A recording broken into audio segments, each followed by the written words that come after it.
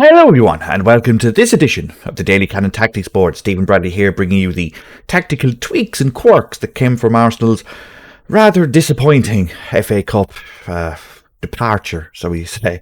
You know, Arteta getting the fixture congestion out of the way. But yeah, a disappointing 1-0 defeat to Nottingham Forest on Sunday afternoon.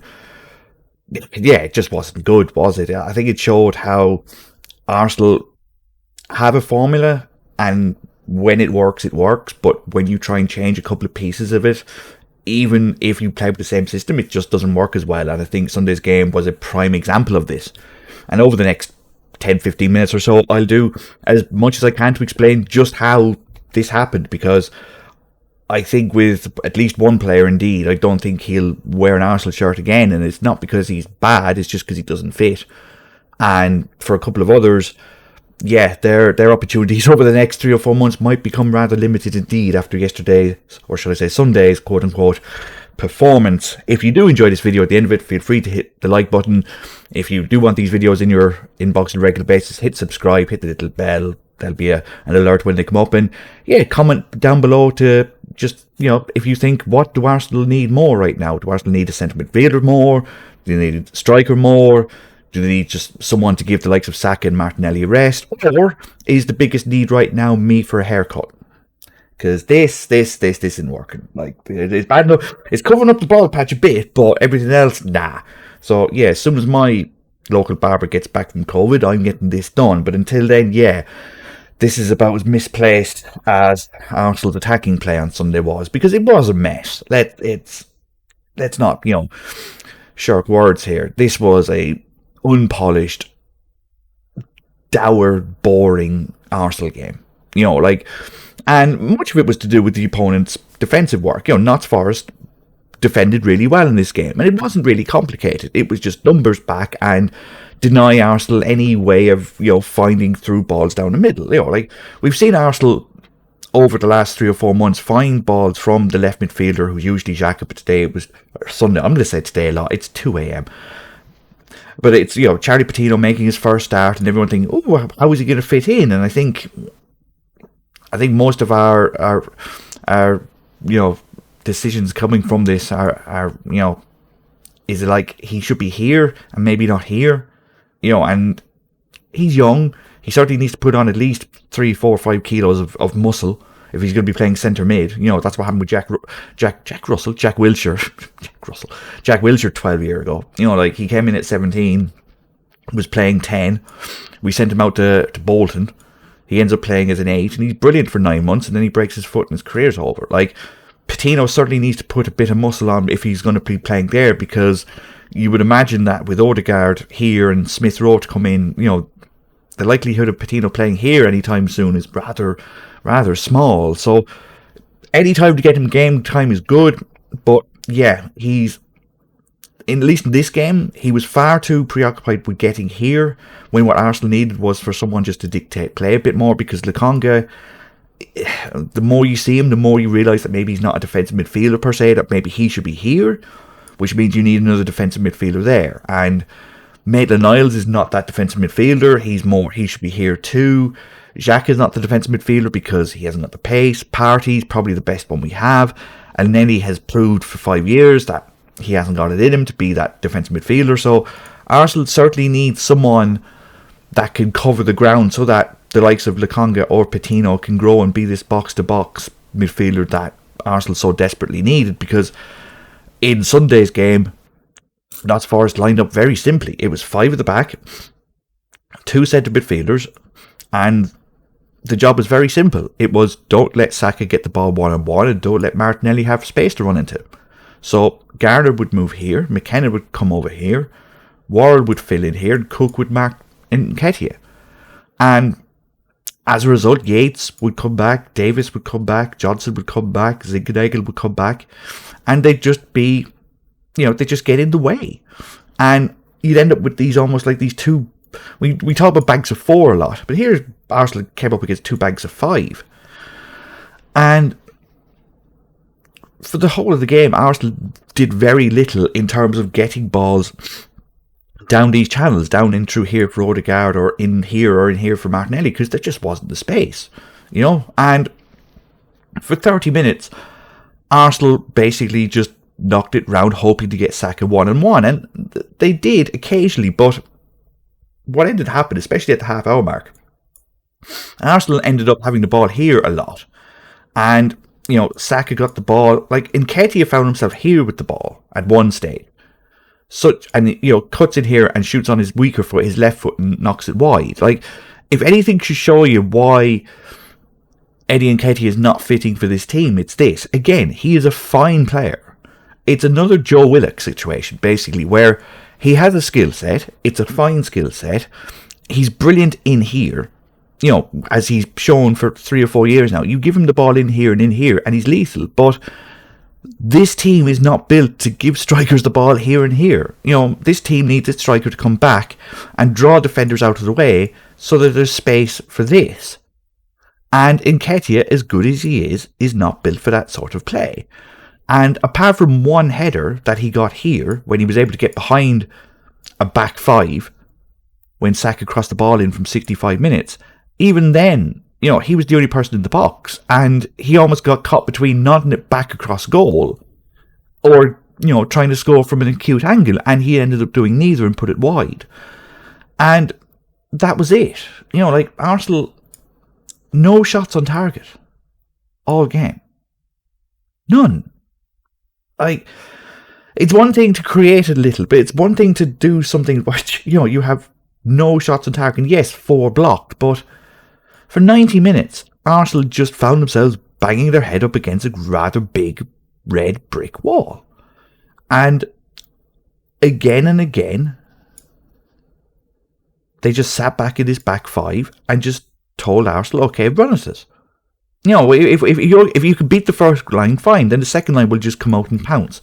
And even most of the time, when Arsenal did have the opportunity to counterattack, when Notts Forest had the ball, what would happen was Lokonga or Patino would get by, and Yates and Garner would just take them out.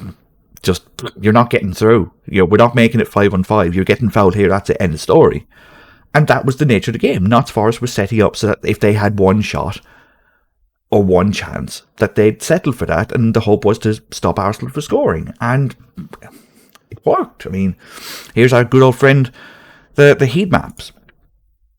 Odegaard, stood out here wide all game. Saka, again, got here, but wasn't able to do anything else because there was just so many red shirts in front of him. Martinelli, again, getting the ball here. We want him to get the ball here, not here. And then Nketiah himself, not a lot. You can see just from Arsenal's perspective, look at this gaping hole here. That's the problem. They were able to get it, here, but then they were forced away, here, forced away, but nowhere too dangerous. Nowhere were they able to get in and amongst so they could create chance after chance. They were just, you see this U shape. You can see to there, to there, to there, to there.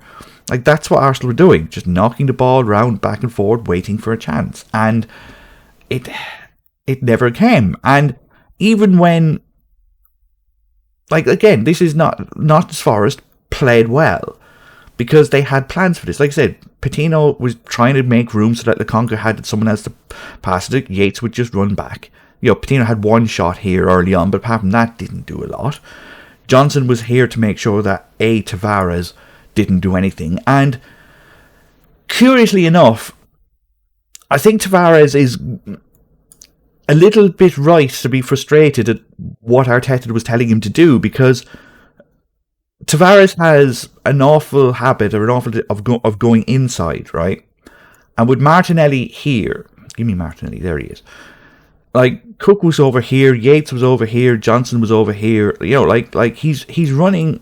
Where is he? There. He's running into traffic.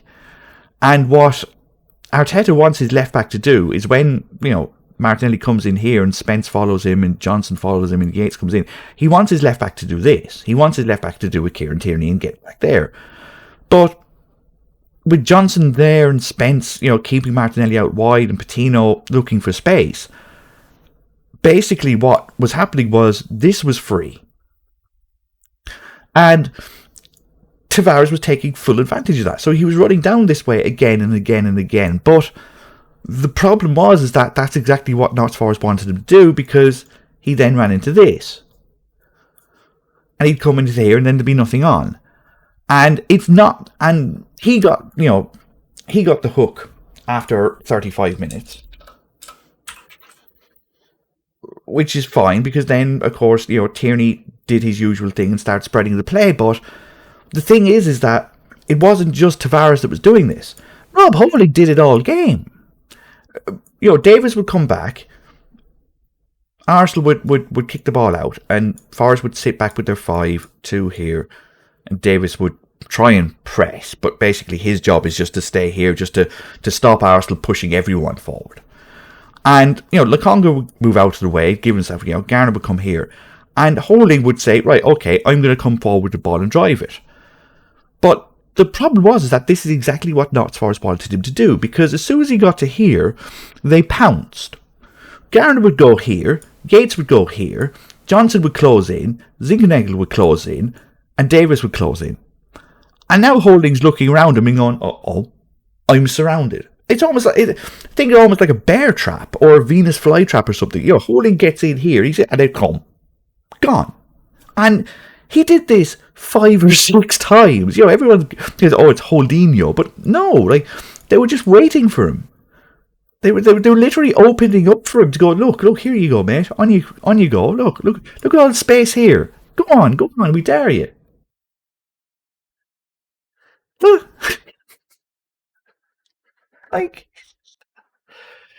It's stuff like that just makes you drive your head, because Ben White's supposed to be the player that did that, and to be fair, they did it to him too, and he did it once.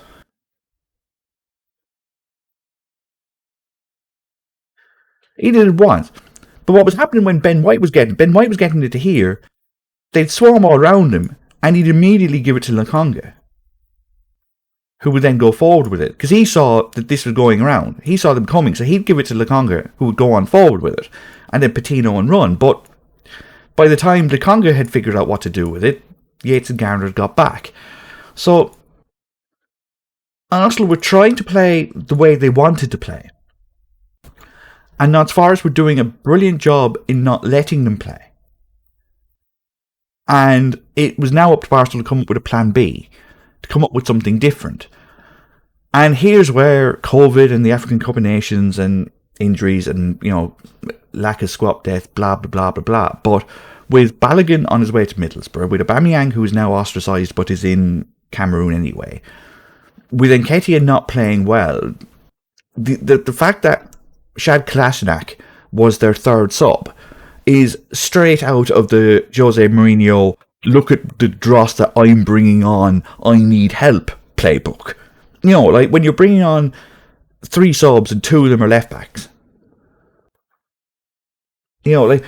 Arsenal, this was a team that needed freshening up, that needed a change, even if it was literally just bring on a big man and let him hold him up a lot better than Nketiah could. And look, Lacazette tried, but again, as soon as... I'll change his name. As soon as Lacazette got here, instead of drawing Cook forward, Cook basically went, don't care. You just let him. So Lacazette turns around, he's expected, he's doing this, he comes around, he went, oh. So now Odegaard's dropped deep again, Saka's trying to find this way, Colback's gone back again. And now you're left with this.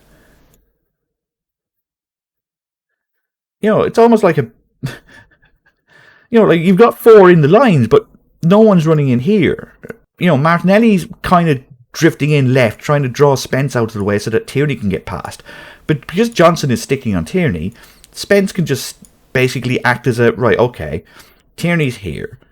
If I need it here, I'm grand. I need it here, I'm grand. And because Cedric is such a, when he signed for the club, it was like he was able to cross the ball in and, he was scored on his debut. And we're like, ooh, maybe this is a decent attacking, right back. But he's not. He's got 1 pass and it's there. It's the cross. It's the cross to the left back. But over the last year and a half, whatever yard of pace he has left him. Because he's now unable to be that overlapping fullback that Saka needs to draw players away. Like, he just wasn't able to be that second option down there. And as a result, he'd be here. But he'd still wanted to get involved in the attack. So he'd be here. Patino would be here. Johnson would be on Tierney's shoulder. Lokonga would be here. White, Holding, Davis. And then Garner and Yates. There. And what you have is basically almost like the reverse jammy Dodger. A red biscuit, white jam. And Arsenal were trapped. It's like Zugzwang in chess. They'd no move. You need Patino or Lokonga to push forward and get on, but they didn't because they were the pivots. They were trying to make sure that they didn't get caught on the counterattack. So when Zinkernagel and Johnson pulled out, although by the time this was the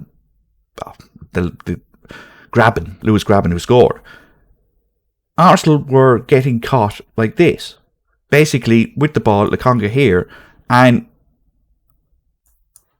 this is how Notts Forest had their two chances of the game. Getting the ball in the middle of the field, spreading it wide, and Arsenal were left like this. 3-on-2, twice. First time, Leno makes a great save. Second time, Cedric can't catch Graben, who it is now, and he gets in. White doesn't read him, gets in back post. It's in the net, and it's 1-0. And then they just go back to this, and they go, right, okay. Well, you haven't got through us for the first 85 minutes. Try again now. And Arsenal couldn't. It's just one of those games where the intensity wasn't there, the tempo wasn't there. Too many people playing, too many square pegs and round holes. We don't know. I don't even think Charlie Patino knows his position yet, but it's going to take him a while before it's here. And even in the way Arsenal play, is he the box-to-box demon that you want? Maybe. Again, first game, we've seen him, maybe we can't judge, but by my eye, I want him here. But again, time will tell. Martinelli, as we saw, desperately needs Tierney on the side of him, but if teams are going to be playing 5 at the back, can you play Martinelli as a left wing? There's still a lot of questions about this young Arsenal team that are still being worked out, and what Notts Forest did on Sunday was ask a rather pertinent question. If there isn't someone back here that can ping a 40-yard ball over the top, do Arsenal have a plan B? And right now, the answer seems to be no, they don't. That was my assessment of Arsenal versus Notts Forest. If you did see anything in this game that you found that I missed, leave a comment down below. Like I said, 1,400 subscribers, people leaving their own player ratings, their own comments. A superb collection of people just starting to talk about tactics, just enjoying the game and enjoying what they're seeing, or in games like this, not enjoying what they're seeing. But if you want to get involved, get involved. If you want to subscribe, hit the subscribe button, and bring on Liverpool on Thursday. Woot. We'll see you next time, viewer. Cheers.